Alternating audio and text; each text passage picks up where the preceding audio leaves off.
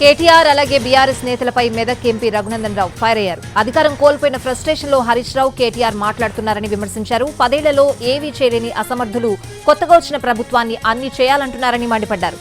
బంగారు తెలంగాణ అయిపోయింది, 100 కోట్లు పెట్టి సెక్రటేరియట్ వంటి భవనాలు కట్టారని, మరి బీఆర్ఎస్ హయాంలో ఆసుపత్రులను ఎందుకు బాగు చేయలేదని నిలదీశారు.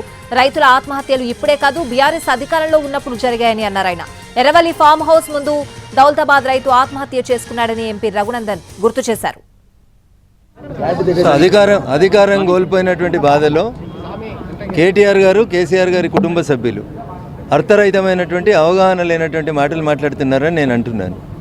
ఎందుకంటే ఒక హాస్పిటల్లో పొరపాటునో ఎక్కడైనా జరిగితే జరిగి ఉంటుంది, ఇన్సిడెంట్ జరగలేదని నేను అంటలేను.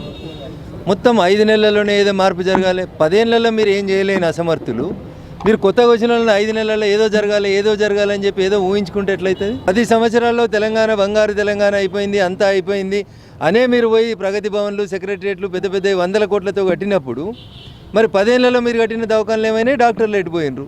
ఎందుకు జరుగుతూ ఉన్నాయి మరణాలు? దీని మీద మాట్లాడకుండా రోజు ఏదో ఒకటి విమర్శించాలి కాబట్టి విమర్శించాలనుకోవడం అనేది మంచి పద్ధతి కాదు రాజకీయాల లోపల. 1. 2, if there is any specific case గురించి మాట్లాడుకుందాం, ఆ ఊరికి పోవాలి, మాట్లాడుకోవాలి. రైతుల ఆత్మహత్యలు మీ కాలంలో 10 ఏళ్ళు సాగినాయి, ఇప్పుడు కూడా జరుగుతూనే ఉన్నాయి.